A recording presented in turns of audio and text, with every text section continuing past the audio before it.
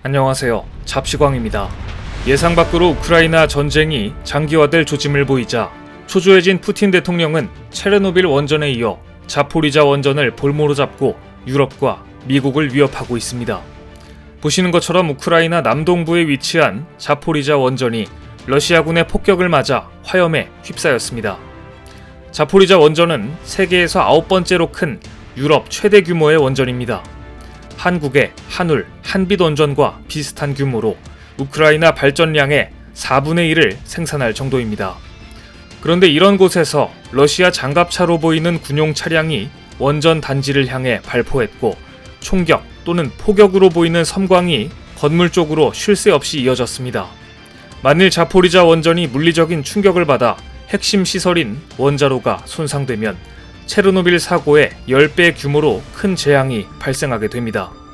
역사상 최악의 원전 사고는 우크라이나 키이우 북쪽에 위치한 체르노빌 원전 사고와 일본 후쿠시마 원전 사고를 들 수 있습니다. 1986년 당시 소련 체르노빌 원전에서는 원자로 결함과 미숙한 운영이 맞물리면서 증기 폭발과 화재가 발생했고 이때 방사성 원자로 노심의 5%가 외부로 방출됐습니다. 이때 방사성 낙진이 우크라이나와 러시아, 유럽 지역의 나라가 이후 엄청난 사상자를 냈고 체르노빌 사고 이후 30여 년이 지난 지금도 체르노빌에서 50km 떨어진 농지에서는 여전히 방사성 물질이 범벅이 된 농작물들이 자라고 있습니다.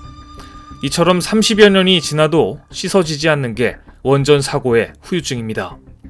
일본 후쿠시마 원전도 마찬가지입니다. 2011년 후쿠시마 원전 사고로 사고 지역에서 반경 600제곱킬로미터 지역의 토양이 체르노빌 원전 사고 당시 주민들을 강제 이주시켰던 수준으로 오염됐다는 분석이 나와 일본 열도를 충격에 몰아넣었습니다.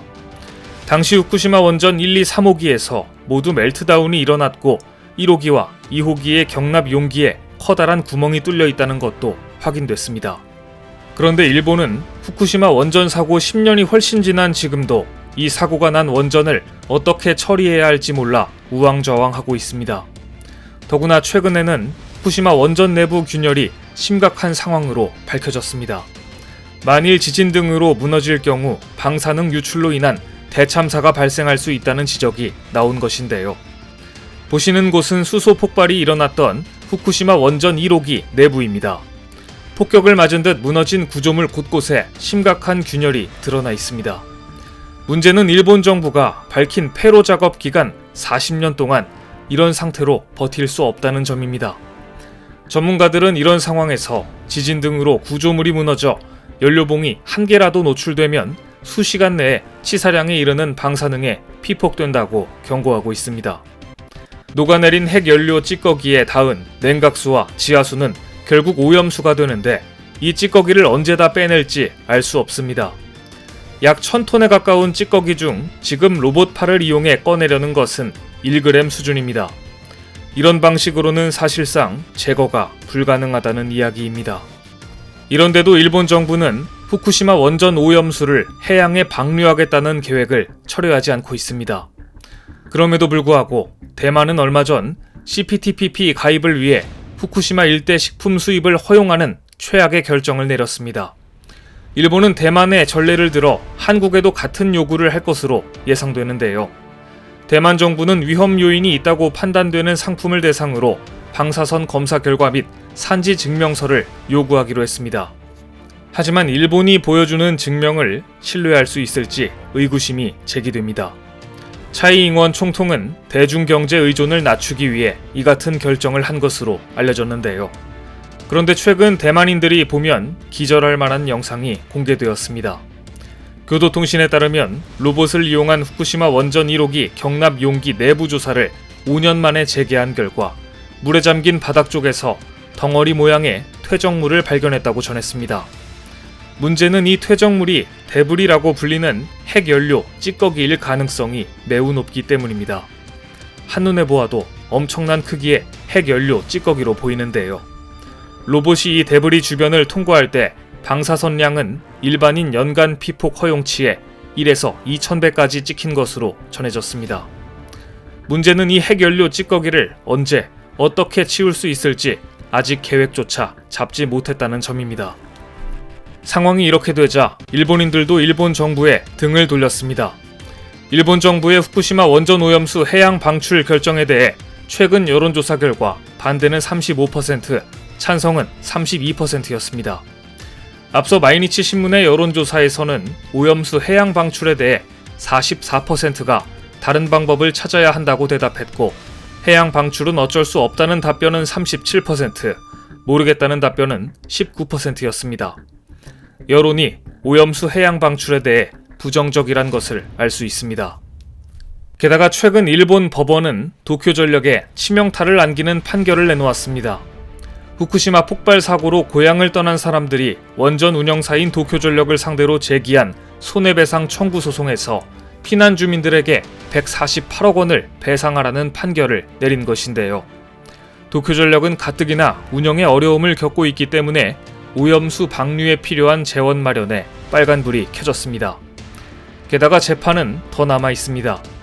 일본 최고재판소는 원전 사고 배상과 관련한 국가 책임 여부에 대해서는 올 여름 판결을 내릴 예정입니다. 쓰나미로 촉발된 사고였다고는 하지만 사고 직후 도쿄전력이 보인 무능한 대응을 보면 국가의 책임이 없다고는 볼 수 없을 것입니다. 그런데 후쿠시마 원전 사고 10년이 넘는 동안 오염수 관리조차 제대로 못하면서 일본의 아베 전 총리는 우크라이나 사태를 보면서 핵 공유론을 꺼내들고 나왔습니다.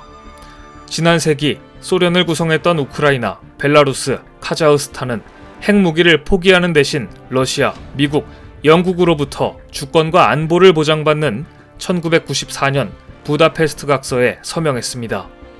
아베 전 총리가 최근 후지TV에 출연해 이 부다페스트 각서를 언급하며 당시 전술핵을 일부 남겨뒀으면 어땠을까 하는 논의도 있다. 일본도 여러 선택지를 내다보고 논의해야 한다 라고 말한 것입니다. 이 발언은 1971년 이래 일본이 사실상 국시로 하고 있는 비핵화 3원칙, 핵을 가지지도 만들지도 반입하지도 않는다는 근간을 뒤흔드는 주장입니다. 그러자 아베 앞에만 서면 한없이 작아졌던 기시다 총리마저도 이 문제에 대해서는 반대 목소리를 냈습니다. 비핵 3원칙을 견지하는 일본의 입장에서 아베의 핵 무장론은 인정할 수 없다고 한 것입니다. 기시다 총리의 지역구는 피폭지 중 하나인 히로시마입니다. 지역구의 눈치를 보지 않을 수 없는 입장인데요. 아베의 정치 훈수에 지친 것인지 아니면 지역구 때문인지 기시다 총리와 아베가 대놓고 불협화음을 낸 것입니다. 자민당의 권력 경쟁은 점입가경입니다. 그 중심에 아베가 있습니다. 퇴진과 동시에 정계에서 사라지는 게 자연스러운 수순이지만 일본의 역대 최장수 총리인 아베 신조는 사임한 지 1년 6개월이 지나도록 여전히 권력 싸움의 한 복판에 서 있습니다. 현재 그 싸움의 상대는 정치 기반이 취약한 기시다 일본 총리입니다. 아베는 자민당 최대 파벌인 아베파를 이끌며 사사건건 기시다 정권의 영향력을 행사하고 있습니다. 그런데 흥미롭게도 최근 여기에 변수가 하나 더 생겼습니다. 무파벌이었던 스가 요시히데 전 총리가 이른바 스가파 결성을 위한 준비 작업에 돌입했다는 관측이 나오고 있기 때문입니다. 아베는 무명의 정치 신인에 가까웠던 스가를 측근으로 기용해 자신의 후임 총리로 추대했지만 지지율이 하락하자 1년 만에 끌어내렸습니다. 그 탓에 스가 정권은 1년짜리 단명 정권이라는 오명을 얻게 됐고, 때문에 스가 전 총리가 되려 기시다 총리와 연합할 가능성을 점치는 시각도 있습니다. 앞으로 스가파가 누구와 손을 잡느냐에 따라 향후 권력 구도의 중요한 잠재 변수가 될 수도 있다는 관측이 나오고 있는 가운데 올봄 일본에서는 아베, 스가, 기시다 전 현직 총리 3명이 최고 권력을 향한 치열한 수싸움이 본격화될 것으로 보이는데요. 스가파든 아베파든 분명한 사실은 저들이 핵을 갖는 일은 절대 없어야 한다는 점입니다. 사고가 난 후쿠시마 원전 시설을 10년이 지난 지금까지도 제대로 관리조차 하지 못한 상황에서 자신의 존재감을 알리고 권력 경쟁에 나서기 위해 핵 공유론을 주장하고 나선 아베 전 총리와 자민당의 극우 인사들을 보고 있노라면 과연 이들에게 양심은 있는가 묻고 싶습니다. 오늘 준비한 소식은 여기까지입니다. 댓글을 통한 여러분들의 많은 의견 기다리겠습니다. 많은 분들의 생각이 모였을 때 진정 가치 있는 지식이 완성될 것입니다. 시청해주셔서 감사합니다.